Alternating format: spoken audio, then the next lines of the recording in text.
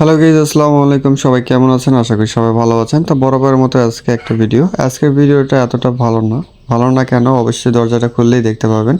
তো দেখেন, সকালবেলা ঘুম থেকে উঠে দেখি আমার ফার্মে বৃষ্টির পানিতে অলরেডি তুষগুলো নষ্ট হয়ে গেছে, পুরাই পরিবেশ অন্যরকম নষ্ট হয়ে গেছে। দেখেন কীরকম একটা নোংরা পরিবেশ হয়ে গেছে। আমার হচ্ছে কি একদম ফার্মের অবস্থা, বৃষ্টির পানিতে রাতে একদম ভিতরে পানি ঢুকছে, ঢোকার ফলে আমার যতগুলো তুষ ছিল সে অর্ধেক তুষ নষ্ট হয়ে গেছে। এই যে সাইড থেকে পানিগুলো ঢুকছে।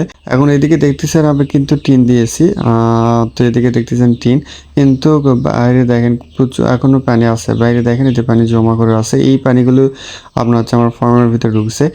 তো এখন অনেক কাজ বাকি আছে। দেখেন আমার এই যে দেখেন এই যে এদিকে পানিগুলো একদম জমে গেছে, আর দেখেন এদিকে কিছু মুরগির বাচ্চা আছে, এগুলো হলো পোলট্রি মুরগির বাচ্চা। তো আমি নিয়েছিলাম কিছুদিন আগে, তো হিট দিয়ে রাখছি, এদের লাইট দিয়ে জ্বলতেছে, এখানে হিট দিয়ে রাখা আছে। তো এখন আর কি করা যায়, তো পুরো ফার্মের পরিবেশ পরিস্থিতি একদম নষ্ট হয়ে গেল বৃষ্টির কারণে। এই যে দিক দিয়ে বেশিরভাগই পানি ঢুকছে, মানে কি যেটা সাইড থেকে বৃষ্টির পানি আছে সেটা ঢুকছে বেশি। আর এদিকে দেখতে পাচ্ছেন এই যে আমাদের এখানে কোয়েল পাখি, তো কোয়েল পাখির এদিকে কিন্তু পানি এখনো যায় নাই। তো এই যে এদিকে দেখতে পাচ্ছেন যে কোয়েল পাখিগুলো সেফটিতে আছে, কিন্তু এই যে এগুলো যে তুষগুলো আছে, তুষগুলো অনেকটা কমে গেছে, তুষগুলো আনতে হবে। এই যে কোয়েল পাখিগুলো ইনশাল্লাহ আল্লাহর অশেষ রহমতে এগুলো ভালো আছে। তো এগুলো কোনো সমস্যা নাই। সমস্যা হয়েছে আমার জাস্ট পেঁয়াজের অর্ধেক। আর এদিকে দেখছেন এগুলো মোটামুটি আছে, আর মশারির ভিতরে রাখার ফলে মোটামুটি ভালো আছে এখন। আর এদিকে দেখতেছি আমার খাবারের বস্তাও শেষ হয়ে গেছে, খাবার নিয়ে আসতে হবে। তো আজকে আমার টোটালি অনেক কাজ করতে হবে, বুঝতে পারছি। তো এখন কি করতে হবে, প্রথমত হচ্ছে কি পিছে যেগুলো দেখতেছেন এই যে ভিজে গেছে, এগুলো প্রথমত আমাদের পরিষ্কার করতে হবে। পরিষ্কার করে বাদ বাকি এগুলো কাজ করতে হবে। পরিষ্কার করার আগে আমি প্রথমত হচ্ছে কি কোয়েল পাখিকে খাবার দিয়ে দিই, কারণ কি খাবার শেষ হয়ে গেছে। তো এখন প্রথমত খাবার দেব, খাবার দেওয়ার পরে আমি জাস্ট কাজগুলো করব।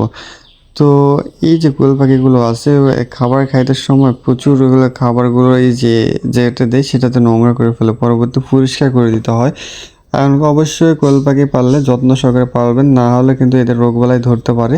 তো অবশ্যই আমি যতটুকু পারি পরিষ্কার রাখার চেষ্টা করি।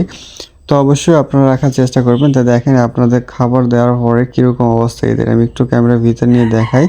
তো দেখতে পাচ্ছেন কি স্পিড, মানে কি পরিমাণ খাবার খাচ্ছে দ্রুত।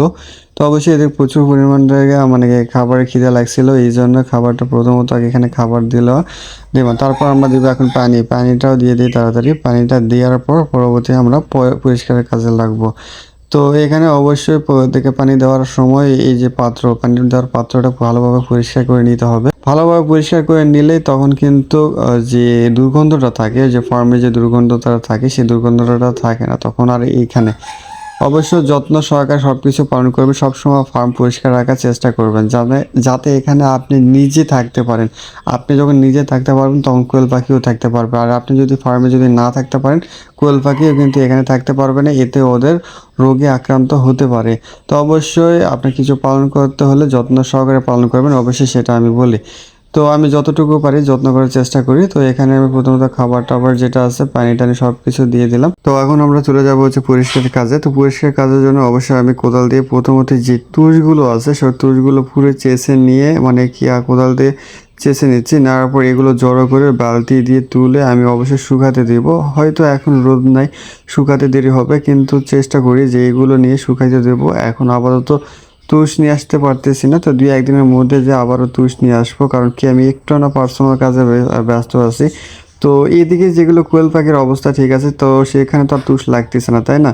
তো সেজন্য আর আমি ওইখানে তুষ আর নিয়ে আসতেছি না। এখন আপাতত কয়েকদিন পর আবার তুষ নিয়ে আসবো। আর যেটা আমরা কাঠের গুঁড়ো নিয়ে আসছে কিছুদিন পর বলে ধানের যেটা পাওয়া যায় সেটা পাওয়া যাবে, সেই জন্য সেটা নেওয়ার জন্য অপেক্ষা করে আছি, ওই জন্য ওটা নিয়ে আসবো। তো এখানে আমি কিছু ছোট ভাইকে ডাক দিলাম যে আমার কাছে হেল্প করার জন্য। তো তারা আসে এখানে আমার হচ্ছে কি এই যে তুষগুলো আছে সেগুলো টেনে দিচ্ছে, এবং পরে তা নিয়ে যে আমি ফেলে দিয়ে আসতেছি। এই ছিল আজকের মতো একটা ভিডিও। তো অবশ্যই জানি না আপনাদের কেমন লাগছে, তো অবশ্যই এই রিলেটেড ভিডিও দেখতে চাইলে অবশ্যই আমাদের চ্যানেলটা সাবস্ক্রাইব করে রাখবেন। তো সবাইকে এতক্ষণ কষ্ট করে ভিডিও দেখার জন্য সবাইকে অসংখ্য ধন্যবাদ।